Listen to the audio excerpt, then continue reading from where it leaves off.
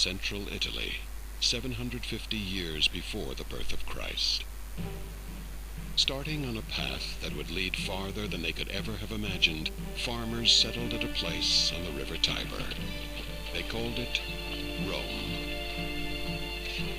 It thrived, building legendary roads, encouraging trade with neighboring cities.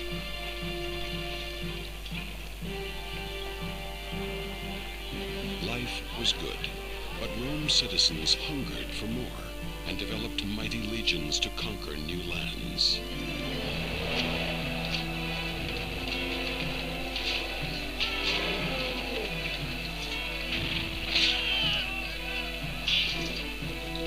The empire grew stronger. None could thwart Rome's destiny.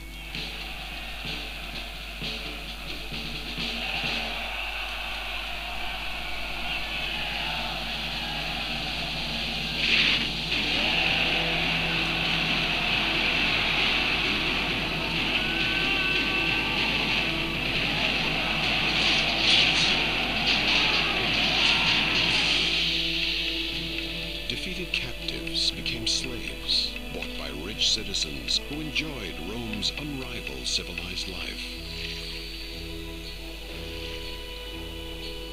But not every citizen lived in such luxury, leading to riots by the hungry and the poor. But Rome thrived, leaving as proof of its glory spectacular venues for the tough, often dangerous entertainment its people demanded.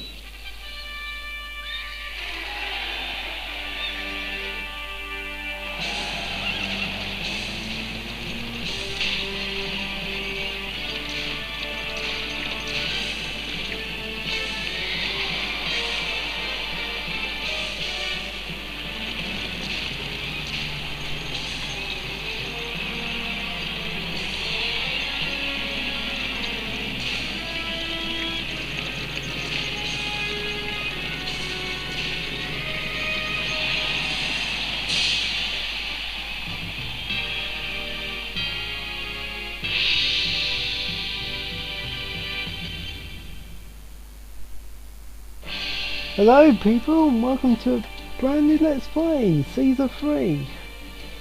Now, the reason why I decided to play this game is I was testing to see if previously I couldn't get Fraps to work with this game, and I didn't know a way to get it to work with Hypercam until Lords of Magic.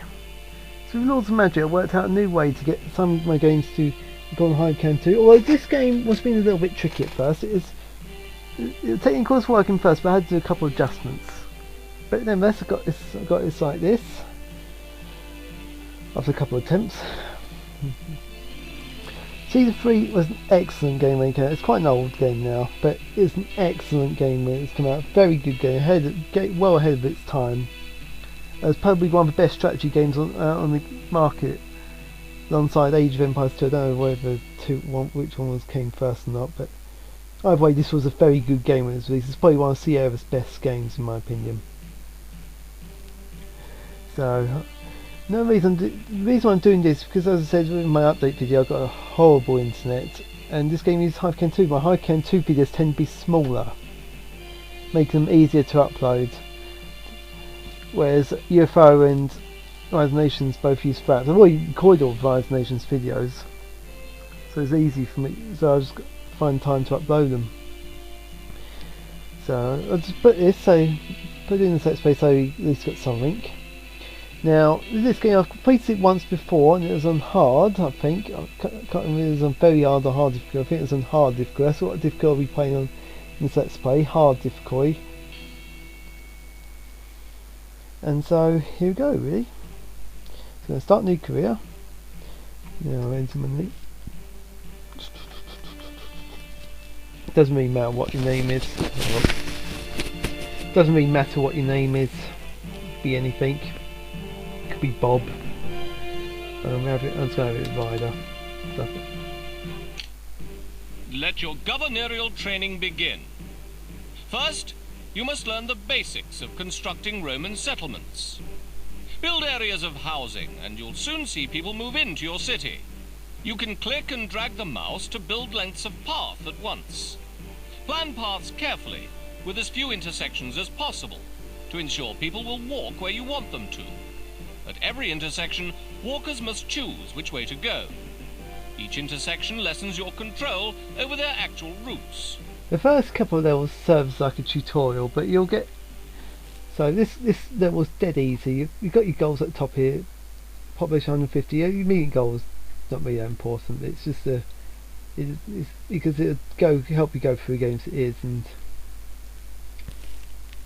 so these first couple levels are tutorial levels. They're dead easy. They just help you get in game, get to know the game a bit better. The real levels start coming at level 3, but you'll see what I mean. Anyway, let's start. Now, what I like to do is just clear some area here. Now, I'm going to pause it for a second. I'll put it so to speak. This is your main road here. You can delete it if you want to, but there must be at least a route where people can go in between the two spots. Doesn't matter if there's a road or not. They just need a route. Otherwise, some buildings will get destroyed as the Empire just clears the route. It's got to be at least one way. It's got to be able so that people can go from one end to the other. So what I'm going to do is going to start some housing.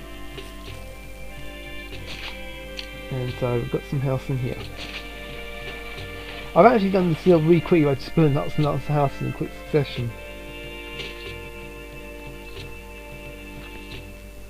Alright, I've got to put the speed back up. Alright, difficulties on hard, it's okay as it is. Put the speed back up. So, there you go, people starting coming in now to move. There's free housing, and as long as people are happy, then people will come. So at the moment people will come. And when you go into a plot of land, it will become tents. Sometimes 4 plots will form together to form one big plot. You'll see in a moment. As people start moving. When you move in, it always goes to the lowest level of house, in this case small tents. It's the lowest level possible. Now, to get them up higher, you need to have water. Wells isn't exactly the best water source, but for the moment it's all we've got in this mission. We'll get better sources later, not in this mission. So there you go, some of them have gone up to large tents. Desirability is important, because otherwise, if the area does not look nice enough, people just won't bother look. The house won't look nice either. We'll get some, raise up desirability a little bit later in this. Just let the people move in for a moment. Let's see. What wells? Let's see. Wells provide water to properties that live in 2 areas of it. So, but wells if you've got nothing else really, there's a better source of water you get in level 2. Moment stuck with this. Can't upgrade large tents to the next one yet. Although in this level, it seems to do it automatically. It seems to up automatically at random. Whereas in later levels, you'll need to get food, but we don't have food in this level. That'll be on the next level. So, don't worry about that. As in this game, they seem to pop out and end up with a little bit of food at random. Like that, there you go, they've just proved my point. What was that? Ah, right, I was wondering when the next come out. Right, fires. To protect against fire, build a prefecture now available near your house. Prefecture sends the citizens to walk past and look for labourers. Once you pass some house and the prefecture has access, then it can send the prefect out on patrol. When the prefecture discovers a fire in his area, he moves to douse the fire with buckets of water. You can right click on rubble to learn what was there before fire. Once back on normal patrol, the prefecture inspects buildings on its route for fire hazards, reducing their risk of catching fire.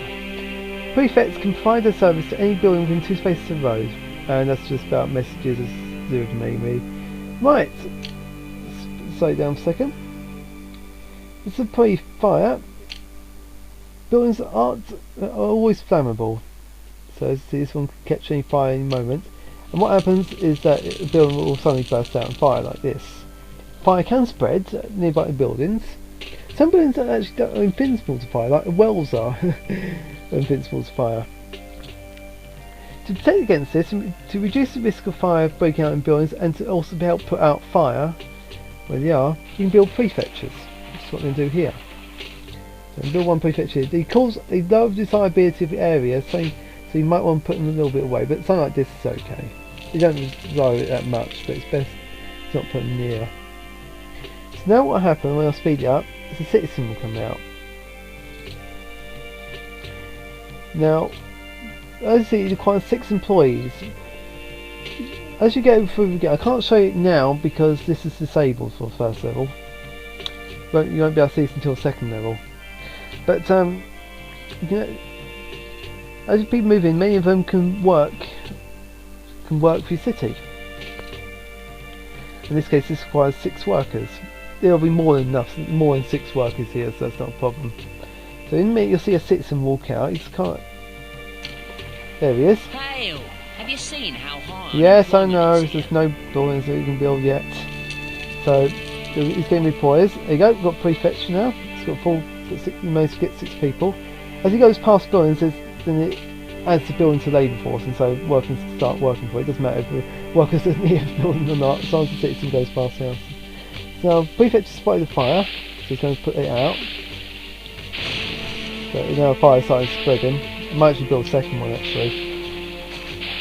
It goes to rubble. So you right click, so you know it's a large tent. Yeah. And then that's it. And now you can go back to the normal route. So I'm just going to clear this area, just place them with houses. Okay. They all go back to prefecture every now and then.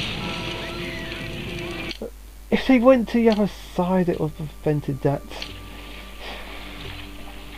There you go, they won't catch fire now unless that fire spreads now.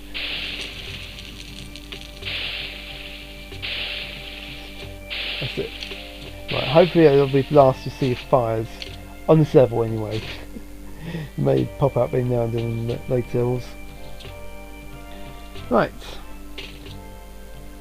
And that's fires really. As I said, they can spread. Sometimes it's handy just to delete a building or two to stop the spreading of fire if it starts spreading out a bit out of control.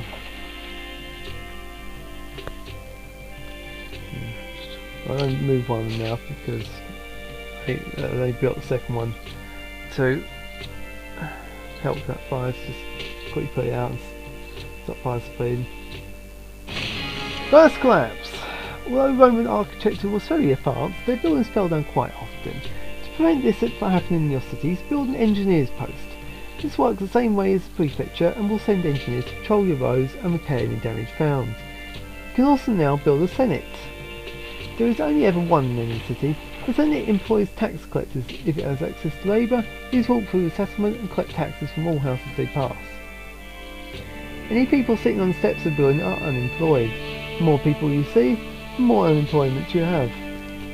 You may see paths near the Senate change into paved roads. As an area becomes nicer, the citizens automatically update their paths to roads. Right, we've got a couple of new buildings here, we've got a couple more things to explain. As you saw, we've got an engineer's post. This works a similar way to prefects and will walk past any houses and reduce any risk of collapse. So if we have a risk, these tents don't have much risk of collapse, but the prefecture, however, does. So normally it's prefecture that normally collapse, I've heard in some games. One thing I forgot to mention about a prefect, he also fights crime. If he sees any criminals about, he'll attack them on the spot. Sometimes he might give warnings of a bit of crime about. In this case, tents normally tend to generate a lot of crime, so usually for very poor people. And so they're starving, they're poor, you don't get angry easily. So as a result, if there's crime in the city, it's normally in the poor tents. Normally. So there are ways to reduce crime. If people are really happy though, then usually you'll find crime isn't a problem. But keep your citizens happy and well fed, it normally doesn't become much of a problem. Damn it, Skype. No, I'm turning into Mal now. Damn you, Mal. I put it on slow speed, it's not lagging, it's just put it on slow speed from remote. Now the second thing is, let's see, you've got the engineers coming out. The second thing is you get given a Senate. Now Senate, as I said, produces tax. It actually requires 30 employers, where for engineers requires 5. It also holds most of your money. So you'll have money from this in when it's got people. So, as I see, people on the steps there can give indication of how much unemployment we've got. That means we've got a lot. It's not so much a problem in the cell, it'll be more a problem on later levels. These rating statistics here are important on this level. They start becoming more important on the third level. That's when they start becoming important. This level's not the case. Right, so we're going to let it continue now. Finally, as I said, it sends out tax collectors, which will... No employees needed now. No, we haven't got an employee anymore. You need 5 people. You haven't got enough employees in some buildings. Well, no tax collector's gone out. Tax collectors will walk past a house. When it walks past the house, it adds it to a tax collecting rock. Adds into the register. You have to do this at least once every year, otherwise the house won't get added to tax. As long as it's registered, then it'll start paying tax. And each month. I'll discuss about this in a minute. For higher level, we explain in the next level, but a higher level of housing, the more money it pays. Tents like this basically pay stuff all. You get stuff, sometimes it's not even worth it. Just getting tax code, go buy a house. This is not even worth. You've got an area of tents, get them up a bit higher before you send tax codes around. This is just not worth it really. But high levels, however, will start paying more money, and when you got like rich houses, things like that, that's when money will start rolling in for tax code, and tax code definitely becomes worthwhile. If you've got big rich people living in house, rich as they are, more tax they pay effectively. So that's tax collecting me, and right, next, pleasing the gods. Temples. The citizens of villages and light temples near their buildings must dedicate each temple to one of the 5 gods: Venus, goddess of love; Mercury, goddess of transport and commerce; Mars, god of war; Ceres, the god of fire; or Neptune, god of sea. Try to build an equal number of temples to each god. They are all jealous and may become angry with you if they feel unfairly treated. They can also become angry if they feel that their city is large enough that there should be more temples altogether. So treat them carefully. Consult your religious advisor to see what the gods think of you. Lightning bolts there are an indication of God's desire to punish the city. The more lightning bolts you see, the more like the god is to act in his own anger. Now we can't actually consult religious advisors in this mission because it's disabled the advisors. As you saw there, let's slow it down for a second. Gods. Now in this game, if you keep the gods happy, which is generally is not a huge problem, then all is well. You don't have to worry about them too much. As I say, I'll keep an equal number. So I'm going to build 5 temples, 1 to each god here. These temples actually boost the desirability of the area, so you can quite keep them near houses, it's not a problem. So they boost the desirability, to make the area look nicer. You can start hearing the temples now. And each god does different things. If you keep them happy, it might give you a blessing. I've noticed in Season 3 it only tends to be once per mission. But if you don't, they start becoming angry, however, they can start doing nasty things, and they also give you like a little warning by just doing like a small displeasure on the city. But if you don't make them happier, then they start doing the nasty ones. And some of them can be really devastating, depending on what sort of mission you are. For example, Neptune, if you don't use ships, then he's not a problem. You can stick your middle finger up at him. His effects just won't have any effect. Much effect at all. I'm not doing anything. So, what does that mean? Now, I think you need to build a small temple for every 750 people. That's a rough indication. So that moment, in this mission, just one set of temples will do enough. Now, right now, we're gold. That's the last bit of tutorial in this mission. So now we just need to reach 150 people. So, as you can see, it started paying gold. They haven't actually, because as I said, it gives stuff all. Hence, and that gives stuff all. So we just need to get to 750. Yeah, once these type of houses require religion. So this is the next level. Now we don't have thousands in this level. It's not until the next one. So that's as far as they'll go. You can see priests walking about. You might click on different people to get an idea of how they feel about This the city. city is so dull. Even a priest We don't have any can't entertainment doors in this fight mission, from so time to time. can't do stuff all for that. But that's pretty much the first mission. Now when it hits 150, that'll be the first mission done. Like that. Congratulations! You have grasped the basics to my satisfaction. In the interest of advancing your education, I have one more gentle assignment for you. Onward to Brundisium.